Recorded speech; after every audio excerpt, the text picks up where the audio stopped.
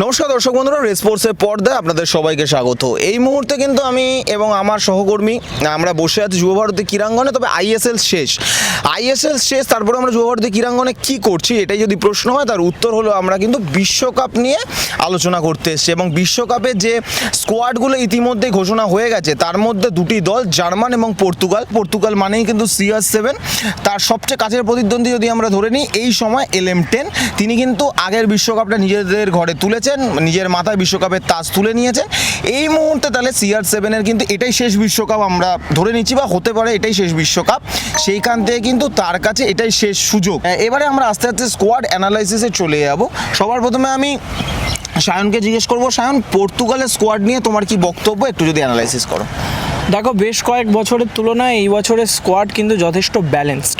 তুমি যদি পর্তুগালের টিম বিগত কয়েক বছরের ওয়ার্ল্ড কাপে দেখো, আগের বছরে বাদ দিয়ে তার আগের বছরগুলোতে সেখানে কিন্তু দেখা গেছে যে কোথাও গিয়ে রোনাল্ডোর ওপর ভরসা করেই কিন্তু পুরো পর্তুগালের দল তৈরি হয়েছে, বা পুরো পর্তুগাল যে খেলাটা খেলেছে সেখানে কিন্তু রোনাল্ডো সেন্ট্রিক একটা ফুটবল খেলার প্রবণতা রয়েছে পর্তুগাল দলের। কিন্তু বাদ বাকি আগের বছরও বলতে পারো, বা এই বছরও যেভাবে কোয়ালিফায়ার্সগুলো বিশেষ করে খেলেছে, ওয়ার্ল্ড কাপ কোয়ালিফায়ার্সে যে ম্যাচগুলো খেলেছে, বা নেশনস লিগস যেভাবে খেলেছে, বা ইউরো যেভাবে খেলেছে, সেখান থেকে কিন্তু বলা যেতে পারে এই টিমে এখন আর শুধুমাত্র ক্রিশ্চিয়ানো রোনাল্ডো একাই যে স্টার সেটা কিন্তু নয়, আরও বেশ বড় বড় নাম এসছে।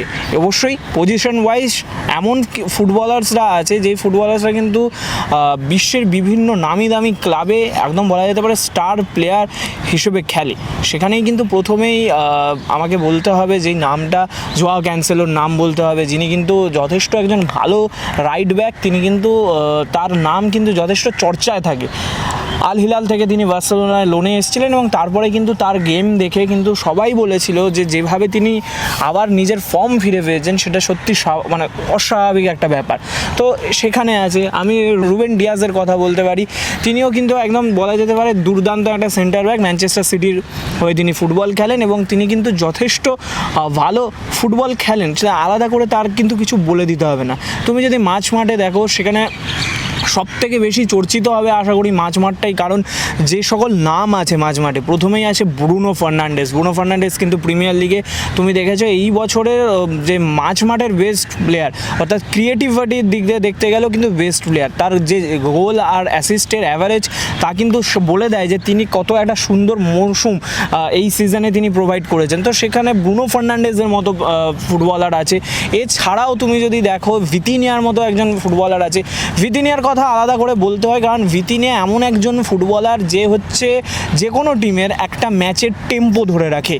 ম্যাচটা কীরকমভাবে খেলা হবে, ডিফেন্সিভ ফুটবল খেলবে নাকি টিম অ্যাটাকিং ফুটবল খেলবে, তারপরে টিম কখন ক্রিয়েটিভ খেলবে, কখন লো ব্লকে খেলবে, সেটা সব কিছুই কিন্তু নির্ভর করে ভিতিনিয়া যেই টিমে থাকে সেই ভিতিনিয়ার উপর। তো ভিতিনিয়ার মতো একজন প্লেয়ার, যিনি কিন্তু ব্যালন ডিওরের লিস্টেও আছে, এমন একজন নাম যিনি কিন্তু নিজের পারফরমেন্স দিয়ে বুঝিয়ে দিয়েছে যে বড় বড় টিমকে একটা সময় যেই পিএসজিতে তিনি খেলেন, যেই পিএসজি কিন্তু একটা সময় চ্যাম্পিয়ন্স লিগে সেভাবে ভালো পারফরমেন্স করতে পারতো না। ভিতিনিয়া আসার পর কিন্তু সেই পারফরমেন্সটা দেখা গেছে যে ভিতিনিয়া একা হাতে দাঁড়িয়ে বার্সেলোনা থেকে শুরু করে বেশ অনেক দল আছে যেখানে কিন্তু ভিতিনিয়ার পারফরমেন্সের উপর ভর করে কিন্তু ম্যাচ বের করেছে পিএসজি। তো ভিতিনিয়ার ওপরেও কিন্তু একটু নির্ভরশীল হবে পর্তুগাল দল। তাছাড়াও তুমি যদি এখানে দেখো জোয়াও নেভেস, তিনিও আছেন। জোয়াও নেভেসের কিন্তু আলাদা করে বলতে হবে না, তিনি হচ্ছেন এমন একজন ফুটবলার যিনি সিস্টেমের মধ্যে থাকলে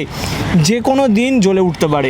জোয়াও নেভেস এমন একজন ফুটবলার যিনি কিন্তু মাঠে শুধু মাঠ নয়, যেভাবে অ্যাটাকে অংশগ্রহণ করতে পারে সেরকমই ডিফেন্সেও অংশগ্রহণ করতে পারে। তবে হ্যাঁ, কিছু নেগেটিভিটি আছে, সেগুলো নিয়ে আলোচনা করব, কিন্তু তার আগে আরও কিছু নাম বলে দেয়। জোয়া ফেলিক্স, তিনিও কিন্তু এখন দুর্দান্ত ফর্মে আছেন। রোনাল্ডোর পরে কিন্তু এই মুহূর্তে দাঁড়িয়ে পর্তুগালের স্কোয়াডে আরেক গোল স্কোরার বলা যেতে পারে। রাফায়েল লিও আছে, তিনি কিন্তু লেফট চ্যানেলে, তার আলাদা করে কিছু বলার প্রয়োজন পড়ে না। এছাড়াও বার্নার্ডো সিলভা আছে, বার্নার্ডো সিলভা কী করতে পারে না করতে পারে সেটা আলাদা করে বলার কোনো প্রয়োজন নেই। এছাড়াও তুমি আরেকটা ফুটবলারের নাম বলতে হবে, যেই ফুটবলারটার জন্য কিন্তু বলা যেতে পারে স্পেনের হাত থেকে নেশনস কাপ ছিনিয়ে নিয়েছিল পর্তুগাল, অর্থাৎ নুনো মেন্ডিস। আচ্ছা। নুনো মেন্ডিসের মতো ফুটবলার যে দলে থাকে সেইখানে কিন্তু ভাবনা চিন্তা করতে হয় না।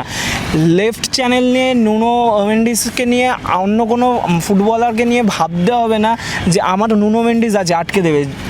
লামিন ইয়ামালের মতো, আমি যদি ক্লাব লেভেলেই বলি, লামিন ইয়ামালের মতো স্টারকে কিন্তু নুনো মেন্ডিস একদম বলা যেতে পারে পকেটে পুড়ে ঘোরে।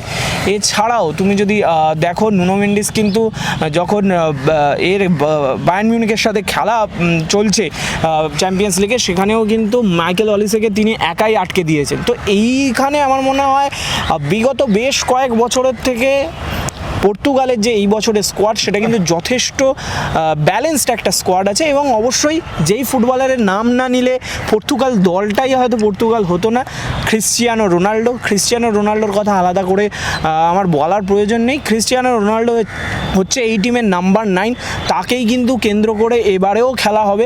এবং অবশ্যই তুমি যদি একটু চেঞ্জেসের কথা বলো, আমি রোনাল্ডোর চেঞ্জটা নিয়ে একটু বেশি কথা বলবো। গনজালো র্যামোস তিনি কিন্তু পিএসজিতে খেলেন, সেভাবে কিন্তু পিএসজিতেও খুব একটা সুযোগ পান না, কিন্তু যেটুকু সুযোগ পান সেইটুকু সুযোগকে কিন্তু তিনি কাজে লাগানোর চেষ্টা করেন, এবং বিশ্বকাপের মঞ্চেও আশা করি সেই গনজালো র্যামোস যেটা আমরা আগের বিশ্বকাপে দেখেছিলাম সেরকমই হয়তো কিছুটা হলেও আমরা দেখতে পাবো। তবে হ্যাঁ, একজন ফুটবলারের নাম এখানে না বললে হয়তো এই ভিডিওটার অর্থ হবে না।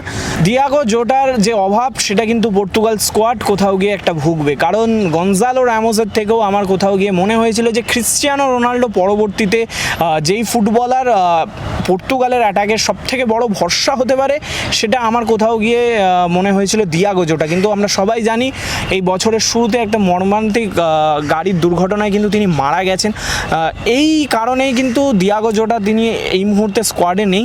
অবশ্যই 26+1 এরকমভাবে একটা স্কোয়াড ঘোষণা করেছে পর্তুগাল, কিন্তু তারপরেও ডিয়াগো জোটা না থাকাটা কিছুটা হলেও কিন্তু প্রেশারে রাখবে পর্তুগালকে। অবশ্যই পরবর্তীতে অনেক ফুটবলার আছে, কিন্তু ডিয়াগো জোটার অভাবটা কিন্তু থেকে যাবে। এছাড়া যদি তুমি আমাকে একটু নেগেটিভিটি নিয়ে কথা বলতে পারো, নেগেটিভিটি বলতে একটাই, সেটা হচ্ছে আমি যাকে নিয়ে কথা বলছিলাম জোয়াও নেভেস, তিনি কিন্তু যখনই অ্যাটাকিং ফুটবলটা খেলা হয় তিনি অ্যাটাকে উঠে যান কিন্তু নেমে আসতে পারেন না। তো সেক্ষেত্রে তুমি একটু দেখবে পর্তুগালের যে ফুটবলটা সেটা কিন্তু একটু বোরিং ফুটবল হয়, খুব নিজেদের মধ্যে বেশি বল হোল্ড করে না, ক্রসিং কিন্তু খুব একটা বেশি হয় না, খুব ডাইরেক্ট ফুটবল খেলতে যায়, এবং সেই কারণেই যখনই কিন্তু অপোনেন্ট টিম কাউন্টার অ্যাটাক পাবে সেটা কিন্তু কোথাও গিয়ে একটা চাপের বিষয় হবে পর্তুগালের কাছে। কারণ যখন কাউন্টার অ্যাটাকে পর্তুগাল টিম যায়, তুমি যদি একটু লক্ষ্য করবে সেখানে দেখবে দুজন ডিফেন্ডার এবং ভিতিনিয়া ছাড়া বাকি সমস্ত ফুটবলার ওপর দিকে চলে যায়, কারণ জোয়াও ক্যানসেলো এবং নুনো মেন্ডিস এই দুজন ফুটবলারকেও কিন্তু মানে অ্যাজ আ উইঙ্গার কনভার্টেড হয়ে একদম ওপরে চলে যায়, এবং মাত্র 3 জন ফুটবলার কাউন্টার অ্যাটাক আটকানোর জন্য রয়েছে। তো যেই দল কাউন্টার অ্যাটাক সেন্ট্রিক ফুটবল খেলবে তাদের সামনে কিন্তু পড়লে পর্তুগালকে কিন্তু যথেষ্ট সমস্যার সম্মুখীন হতে পারে।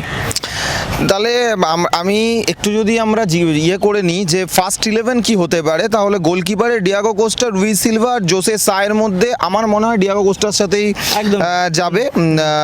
ডিফেন্সে রুবিন ডিয়াস এবং রেনেতো ভেগা যদি আমরা বলি ডিফেন্সে। তবে হ্যাঁ, থমাস আরুজো যে প্লেয়ারটি রয়েছেন বেনফিকাতে খেলছেন, সেই প্লেয়ারটিও এটি ভালো অপশন হতে পারে। এরপরে লেফট ব্যাকে নুনো মেন্ডিস ছাড়ার কোনো অপশন নেই, নুনো মেন্ডিস অবশ্যই রয়েছে। রাইট ব্যাকে ক্যান্সেলো না ড্যালট, কি মনে হচ্ছে? না, এই মুহূর্তে দাঁড়িয়ে যে ফুটবলটা এই মরশুমে ক্যান্সেলো খেলেছে বার্সেলোনার জন্য, আমার মনে হয় জোয়া ক্যান্সেলোকেই সুযোগ পাওয়া উচিত। তবে আমার মন বলছে এখানে ডিয়েগো ড্যালট যাবে, তো এখানে একটা আমাদের মধ্যে দ্বিমত রয়েছে। ডিফেন্সিভ মিডফিল্ডে আমরা ভিটিনা ছাড়া অন্য কেউ নেই। রুবিন নেভাস হয়তো আফটার কোনো গোল করে দেওয়ার পর হয়তো পর্তুগাল একটা ম্যাচে 2 গোল করে দিয়েছে এবং তারপরে অপোনেন্ট টিম প্রচণ্ড অ্যাটাক করছে, সেখানে রুবিন নেভাসের তার যে অভিজ্ঞতা সেই অভিজ্ঞতা কাজে লাগাতে পারে কোচ, তখন নামাতে পারে, বাট ভিটিনা ছাড়া এখানে আর অন্য কোনো অপশন হওয়ার কথা নয় শুরু থেকে যদি আমরা দেখি। সেন্ট্রাল মিডফিল্ডে জোয়াও নেভাস আর ব্রুনো ফার্নান্ডেজ তোমার অ্যাটাকিং মিডফিল্ডে চলে যাচ্ছে, তাহলে অ্যাটাকিং মিডফিল্ডেও ওখানে ব্রুনো ফার্নান্ডেজ ফিক্সড। একদমই। অ্যাটাকিং মিডফিল্ডেও ব্রুনো ফার্নান্ডেজ ছাড়া কোনো আলাদা কেউ। তুমি যদি মাঝ মাঠে 3 জন ফুটবলার দেখো, মানে একজন অ্যাটাকিং মিডফিল্ডার এবং 2 জন সেন্টার মিডফিল্ডার দেখো, সেক্ষেত্রে আমার কোথাও গিয়ে মনে হয় যেটা তুমি বললে ব্রুনো ফার্নান্ডেজ নাম্বার 10 পজিশনটায় খেলবে। আচ্ছা। তাছাড়া ভিতিনিয়া থাকবে নাম্বার 8 পজিশনে, আচ্ছা। এবং নাম্বার 6 পজিশনটা অর্থাৎ ডিফেন্সিভ মিডফিল্ডারে রুবেন নেভেসও হতে পারে, জোয়া নেভেসও হতে পারে, যে কোনো একজন। কারণ জোয়া নেভেসের সম্ভাবনাটা বেশি, কিন্তু জোয়া নেভেসের একটা সমস্যা আছে যেটা আমি বললাম যে অ্যাটাকে উঠলে ডিফেন্সে নামতে পারে না। আচ্ছা। তো সেই ক্ষেত্রে সেটা এখন দেখার বিষয়। আর অ্যাটাকিং মিডফিল্ডে ব্রুনো ফার্নান্ডেজের পরিবর্তন কি বার্নার্ডো সিলভা? না, আমার কোথাও গিয়ে মনে হয় বার্নার্ডো সিলভাকে রাইট উইঙ্গার হিসেবে ব্যবহার করতে পারে। রাইট উইঙ্গার হিসেবে ব্যবহার করতে পারে। আর যদি আমরা ওপরে দুজনকে ধরি তাহলে দুজনকে জোয়া ফেলিক্স এবং রোনাল্ডো, যেহেতু দুজনেই আল নাসর থেকে আসছে। দুজন সেন্টার ফরওয়ার্ড হিসেবে? হ্যাঁ, মানে একজন সেকেন্ড স্ট্রাইকার, একজন সেন্টার না, ফরওয়ার্ড। আমার কোথাও গিয়ে যদি মনে হয় যে এটা 4-2-1-3 ফরমেশনে সাজায়, আচ্ছা, সেক্ষেত্রে কিন্তু রাফায়েল লিও স্টার্ট করবে।